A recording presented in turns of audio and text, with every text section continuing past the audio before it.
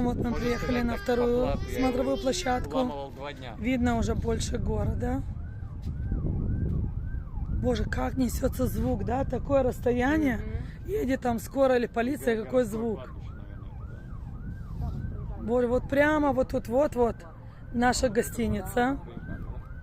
Вот сейчас вот в этот бассейнчик голубенький мы сейчас пойдем плавать. Дина, держи зайку, а то он улетит сейчас туда, мы его не достанем. Какая красота. Я понял, это же с той стороны дороги, это вот это и есть А тут мы поднимались вот так вот по серпантину, в обратную сторону мы будем ехать, обязательно вам засниму. Какой тут видон. И у нас вот такая смотровая площадочка.